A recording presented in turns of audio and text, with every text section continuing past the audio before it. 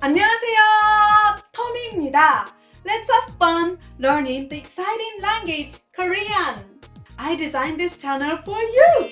Yes, you. By watching my videos, you guys can learn Korean much faster and even can pass the official world-known Korean test, Topic 1, Level 1 and 2. So don't worry about your Korean learning.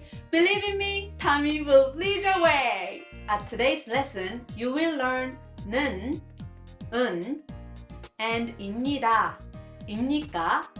By the end of this lesson, you will be able to introduce yourself in Korean. That's so awesome! I will explain the contents of today's lesson. First, I will play a short Korean conversation with English and Korean subtitles.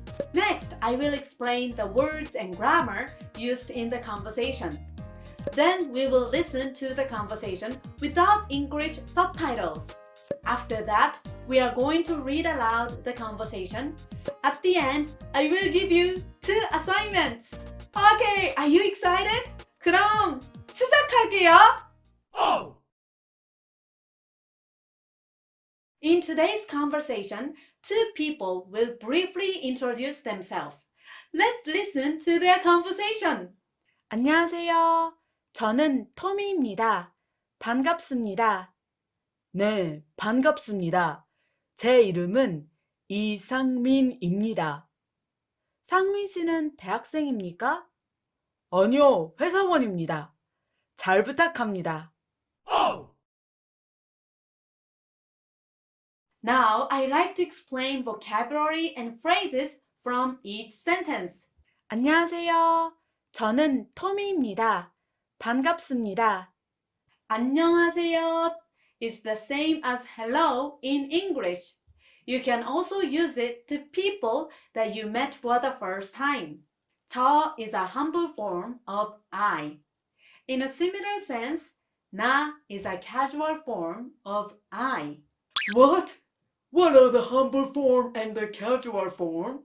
That's right. Let me explain in more detail. You usually use 저 when you are talking to a person you don't know very well, like this conversation, or the elder person or an upper positioned person to make yourself sound more humble. On the other hand, you use 나 to your friends or a younger person to be more casual. Therefore, in a situation where you meet someone for the first time, you use a humble way of expression and call yourself 저. Okay? Humble and casual forms are grammatical terms that will appear often from now on. 반갑습니다 means nice to meet you. Since this is a very commonly used greeting expression, remember to use it whenever you meet someone for the first time. 네, 반갑습니다. 제 이름은 이상민입니다. 네 means yes. You can also say yeah as yes. Both have the same meaning. 제 is a humble form of my. 이름은 is name. And 이상민입니다 is 리상민. Together it means my name is 리상민. 상민 씨는 대학생입니까? She is similar to terms like Mr., Mrs., Miss in English. You place she after a person's full name or first name like 상민 씨 or 이상민 씨. Korean people usually don't place she to their last names only, like Kim 씨 or Lee 씨, because it may sound rude. And it is common to call someone's name with she if you are not really close to that person. 아니요, 회사원입니다. 잘 부탁합니다. 아니요 means no. You can also say 아니요. 잘 부탁합니다. It's similar to thank you for your kind cooperation or I hope to get along with you. Okay, now let's look at the grammar. Today we are going to learn 입니다. You can say 입니다 to express A is B or A equals B. So its English translation is going to be is, am, are. In the conversation, Tammy said, 저는 토미입니다, which means I am Tammy. In Korean, sentences like A equals B need 입니다 at the end. Let's take a look at the next sentence. 저는 미국 사람입니다. I am an American. This sentence is composed by adding 입니다 after the noun 미국 사람, which is an American. However, the difference from the previous sentence is that 미국 사람 has a 미음 as the final consonant. So you have to let it flow with 입니다. You pronounce it as 저는 미국 사람입니다. Let's read it aloud together. 저는 미국 사람입니다. Let's look at some other sentences. 저는 회사원입니다. I am an office worker. 저는 간호사입니다. I am a nurse. If you want to ask a question, you add 입니까 at the end. Let's look at some examples. 주부입니까? Are you a housewife? 은행원입니까? Are you a banker? 일본 사람입니까? Are you a Japanese? 대학생입니까? Are you a college student? Like English, you have to add question marks to make questions in Korean. If you look carefully at the sentences, you might have come up with this kind of question. I just explained that 대학생입니까 means are you a college student? Then where is the word you in a sentence here? The sentence only has 대학생, a college student, and 입니까, which means are. In Korean, if you already know that you are talking to that person in front of you, you can omit the subject like you in the sentence. Next, let's learn 는, 은. You use 는, 은 to mark the topic of the sentence. So it is called the topic marker as a grammatical term. So you use 는, 은 in front of a noun, which means that noun is going to be the topic of the sentence. You can translate 는, 은 to when it comes to or as for in English. Okay, I will tell you how to use 는, 은 in a sentence. You use 는 when a word does not have a final consonant, and use 은 when a word ends with a final consonant. Easy peasy, lemon squeezy. Let's look at an example sentence. 저는 토미입니다. I am Tammy. Here I use 는 because 저 does not have a final consonant. Let's see another example. 상민 씨는 대학생입니까?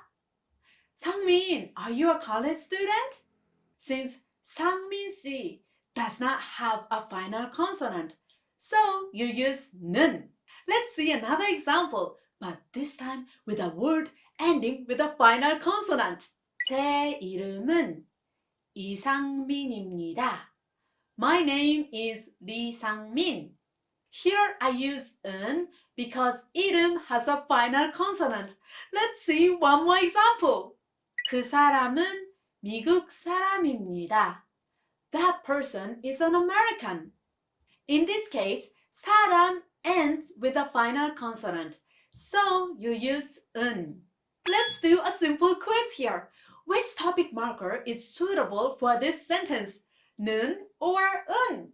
저 연예인입니다. I am an entertainer. Number 1, 는. Number 2, 은.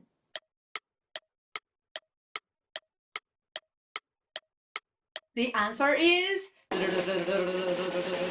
number 1, 는. Because 저 does not have a final consonant. Did you get it?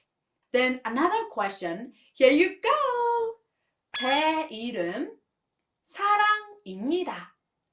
My name is 사랑. Number 1, 는. Number 2, 은.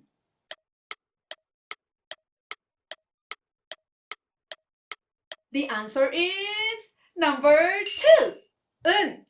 Because 사랑 has a final consonant. It was a piece of cake, right? As you can see, there are many cases in Korean where the particles like 는, 은 change depending on whether a final consonant is attached or not. It will take a lot of practices, but eventually you will be able to tell the difference. Oh! Let's go back to the conversation again, but this time without the English subtitles. You can understand more Korean than before. 안녕하세요. 저는 토미입니다. 반갑습니다. 네, 반갑습니다. 제 이름은 이상민입니다. 상민 씨는 대학생입니까? 아니요, 회사원입니다. 잘 부탁합니다. Oh! What do you think? Do you think you understand more than the time you first heard it? Next is the conversation practice. Please repeat after the characters. You might think this is a little bit repetitive, but this is actually the most important part of this video. There are several rules for effective language learning. One of them is immediately use what you have just learned. Rather than just simply reading and listening, why don't you try speaking and writing as well? So that will help you learn 2 or 3 times faster. Okay, let's say it out loud together. 안녕하세요. 저는 토미입니다.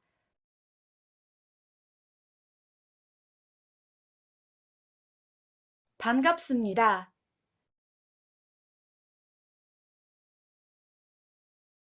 네, 반갑습니다.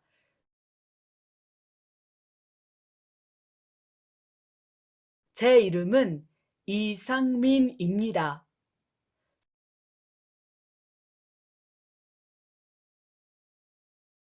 상민 씨는 대학생입니까?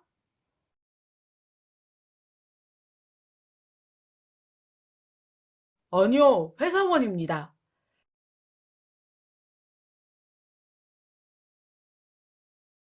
잘 부탁합니다.